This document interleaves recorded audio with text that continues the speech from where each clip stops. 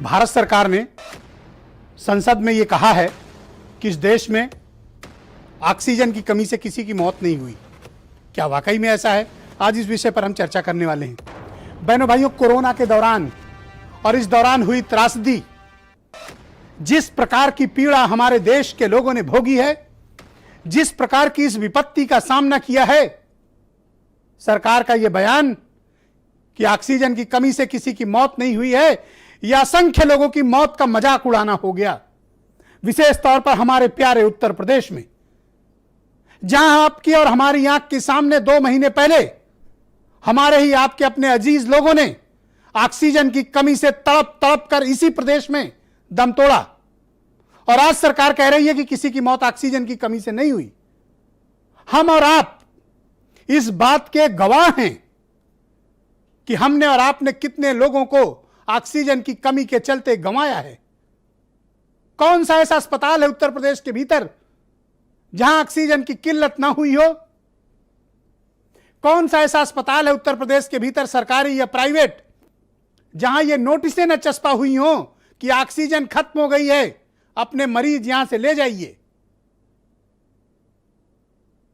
हम उन हजारों लोगों को बचा सकते थे, उन लाखों जानों को बचा सकते थे जिन्होंने ऑक्सीजन के लिए घुट घुट कर, तड़प तड़प कर घरों पे या अस्पतालों में दम तोड़ा। अब सरकार यह क्रूर मजाक कर रही है कि ऑक्सीजन की तो कोई कमी ही नहीं थी। अगर ऑक्सीजन की कमी नहीं थी तो फिर जहाज, ट्रेन या सड़क मार्ग से यह ऑक्सीजन की सप्लाई लाइन कहां से खुली थी? जिस वक्त उत्तर प्रदेश को 1500 मीट्रिक टन ऑक्सीजन की जरूरत थी, उत्तर प्रदेश के पास 700 मीट्रिक टन भी ऑक्सीजन उपलब्ध नहीं थी। बामुश्किल उत्तर प्रदेश 1000 मीट्रिक टन तक पहुंच पाया था, वो भी तमाम दिनों के बाद। जिन हजारों लोगों को हम बचा सकते थे, जिन ऑक्सीजन बेड्स को हम तैयार कर सकते थे, आज उत्तर प्रदेश की सरकार हो, देश की अन्य सरकारें हों, और या फिर केंद्र सरकार जब यह कहती है कि ऑक्सीजन से किसी की मौत नहीं हुई, तो दरअसल आप किसी की मौत का मजाक उड़ा रहे होते हैं, किसी की संवेदना के साथ खिलवाड़ कर रहे होते हैं। हम कैसे भूल सकते हैं हरिओम यादव के परिवार को, जिनके घर के 7 लोग बिना ऑक्सीजन के मारे गए? हम कैसे भूल सकते हैं लखनऊ के उस बुजुर्ग पत्रकार विनय श्रीवास्तव को, जो ऑक्सीजन की कमी के चलते अपने घर पर तड़प तड़प कर मर गए? हम कैसे भूल सकते हैं इस महिला रेणु सिंघल को, जो ऑक्सीजन की कमी की प्रतीक तस्वीर निकली है आगरा से, उत्तर प्रदेश से? यह महिला ऑक्सीजन की कमी के चलते अपने पति को मुंह में सांस भरने की कोशिश कर रही थी, ऑक्सीजन थी नहीं। अफसोस की बात कि रेणु अपने पति को बचा नहीं पाई। रेणु सिंघल को क्या उत्तर प्रदेश की सरकार या केंद्र की सरकार जवाब देगी? कौन सा मुंह लेकर आप इनके पास जाएंगे और कहेंगे कि नहीं, ऑक्सीजन तो बहुत ज्यादा थी? अगर थी तो ये कौन लोग थे जो कीड़े मकोड़ों की तरह उत्तर प्रदेश की सड़कों पर मारे गए? वो कौन लोग थे जिन्होंने अस्पतालों में जिनकी लाशें निकली, और वो कौन लोग थे जिनकी लाशों को कुत्तों ने नोच कर खाया? कोरोना के दौरान हुई मौतों को बहनों भाइयों, मैं आपको 2 महीने तक बताता रहा, कोई ऑडिट तक नहीं हुआ आज तक उत्तर प्रदेश के भीतर कि कोरोना से कितनी मौतें हुई हैं। इस बात का भी कोई जांच नहीं हुई कि इस दौरान होने वाली मौतों के कारण क्या हैं। मैं आपको बताता रहा कि गांव में लोग रात में शिकायत करते हुए सोते थे कि उनकी सांस फूल रही है, उन्हें बुखार है, और सुबह वो मरे हुए मिलते थे।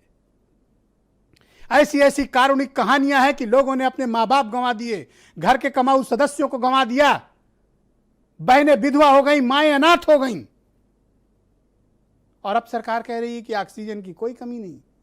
तो ये कौन लोग थे जो मारे गए? क्या हम अपने प्यारे नागरिकों को इज्जत से अंतिम संस्कार नहीं दे सकते? इलाज तो हमने किया नहीं, क्या हम उन्हें सम्मान से विदाई भी नहीं दे सकते? उनकी मौत का यूं मजाक उड़ाया जाना, वो भी संसद भवन के भीतर, ये कलेजा किलसता है, मन द्रवित होता है।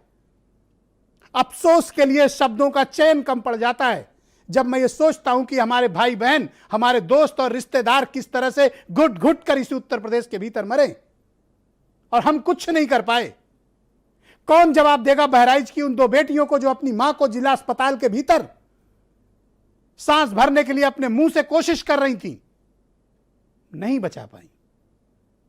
बेमौत मारे गए लोग, क्या बड़ा, क्या छोटा, क्या अमीर, क्या गरीब, क्या नेता, क्या जनता, बचा कौन? कैसे भूला जा सकता है कि राजकुमार अग्रवाल भारतीय जनता पार्टी के विधायक, उनका बेटा बिना ऑक्सीजन, बिना इलाज के लखनऊ में तड़प तड़प कर मरा। हम कैसे भुला सकते हैं उन मौतों को जो पारस अस्पताल के भीतर ऑक्सीजन बंद करके 22 लोगों की हत्या कर दी गई और उस डॉक्टर को क्लीन चिट, उस अस्पताल को क्लीन चिट। और क्या उत्तर प्रदेश की सरकार यह जवाब देगी? यह मुख्यमंत्री कार्यालय का ट्वीट है, तारीख बताता हूं 21 अप्रैल। इसमें कहा गया है किसी इंडिविजुअल व्यक्ति को ऑक्सीजन की सप्लाई नहीं की जाएगी। यह ड्रैकोनियन ऑर्डर आपको 21 अप्रैल का याद होगा, जब उत्तर प्रदेश में ऑक्सीजन पर पहरा लगा दिया गया था। ऑक्सीजन पाने के लिए आपको कोविड सर्टिफिकेट, आधार कार्ड, डॉक्टर का प्रिस्क्रिप्शन चाहिए होता था। इस बात को उत्तर प्रदेश की जनता क्या भूल गई? क्या उत्तर प्रदेश की हुकूमत यह बात भूल गई? क्या उत्तर प्रदेश का सोरा विपक्ष यह बात भूल गया? क्या हजारों लोगों की मौत के जिम्मेदार इस बात को भुला देंगे? यह ड्रैकोनियन ऑर्डर 21 अप्रैल का, जिसमें खुद इस बात को कहा गया कि उत्तर प्रदेश में ऑक्सीजन अब तब मिलेगी जब आपके पास इंडिविजुअल को आपूर्ति नहीं होगी। तो अगर आपके पास आपूर्ति थी ऑक्सीजन, तो आपने फिर रोका क्यों? ये पहरा क्यों लगाया गया? इस पर जवाब देना चाहिए सरकारों को। मैं ऐसे तमाम मामले गिना सकता हूं, ऐसे तमाम असंख्य उदाहरण हैं। हमारी 55 टीमों ने 2500 गांवों का दौरा किया है। उसके बाद हमने दौरा बंद कर दिया बहनों भाइयों, क्योंकि हम एक सीमित रिसोर्स में काम करने वाले मीडिया हाउस हैं। 2500 गांवों का डेटा हमारे पास है, 2500 गांवों के वीडियोज हैं, 2500 गांवों के लोगों के हमारे पास बयान दर्ज हैं। हर गांव में 50, 60, 40, 30, 35 लोगों की मौतें हुई हैं और उत्तर प्रदेश में 96,000 गांव हैं। असंख्य मौतें हुई हैं उत्तर प्रदेश के भीतर, और उस पीड़ा को शब्दों में बयान नहीं किया जा सकता। मैं याद करता हूं तो मेरे रोंगटे खड़े हो जाते हैं। आप कैसे भूल गए इस बात को? भूलते रहोगे, ऐसे ही मरते रहोगे।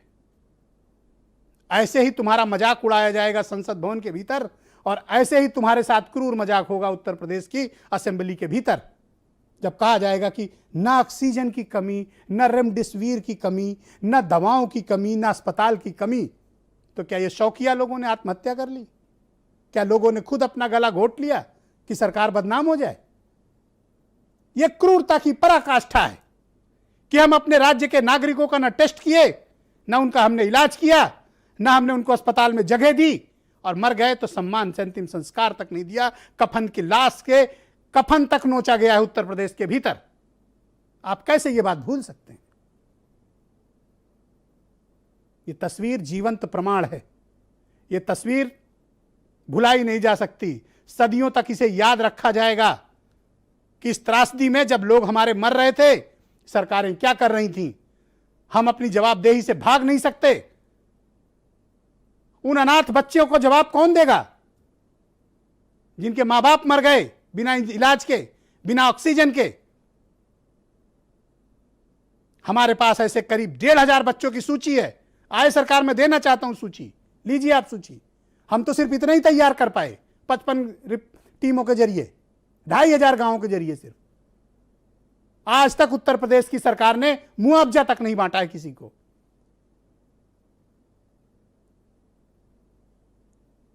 ऑक्सीजन मांगने वाले लोगों के खिलाफ मुकदमे दर्ज किए गए, उन्हें जेल में डाला गया। इसी लखनऊ में ऑक्सीजन लेकर लौट रहे एक व्यक्ति को पुराने लखनऊ में पीट पीट कर हवालात के भीतर रखा गया था। मुकदमे लोगों पर दर्ज किए गए थे। ऑक्सीजन यूनिट्स के बाहर, फैक्ट्रियों के बाहर 1-1 किलोमीटर लंबी लाइनें लगी थी। होम आइसोलेशन में तमाम लोग मारे गए। कैसे भूल गए कि लखनऊ में कृष्णा नगर इलाके में, सरोजनी नगर इलाके में लाशें निकली थी घरों से, दुर्गंध भरी हुई, क्योंकि घर के भीतर ऑक्सीजन की सप्लाई आज तक पहुंची नहीं। लोग घर के भीतर घुट घुट कर बुजुर्ग मर गए, उनके घर पे देखभाल वाले भी नहीं थे। जब लाशें सड़ने लगी, पड़ोसियों को पता चला। क्या हम ये बात भूल गए? क्या इसके बाद भी कहा जाएगा कि ऑक्सीजन की कोई कमी नहीं? सरकारों में कोई कमी नहीं बहनों भाइयों, कमी आप में है।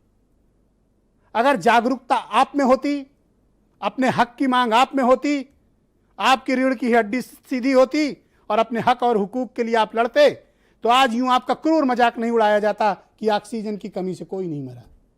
दिल पर हाथ रखो और पूछो कि इस उत्तर प्रदेश के भीतर कौन है जिसने अपनों को नहीं खोया? कौन है जिसने अपने रिश्तेदारों को नहीं गंवाया? कौन है जिसने अपने दोस्तों को नहीं खोया? कौन है जिसने अपने सहकर्मियों को नहीं खोया? इतनी बड़ी विपत्ति भारत के इतिहास में कभी नहीं आई और इतनी ज्यादा कुप्रबंधन भारत के इतिहास में कभी नहीं था। उसके बावजूद हम कहते हैं कि हम कोरोना की विक्ट्री, अगर ये विक्ट्री है तो मौत का तांडव आपके लिए क्या होगा आप सिर्फ कल्पना कर सकते हैं।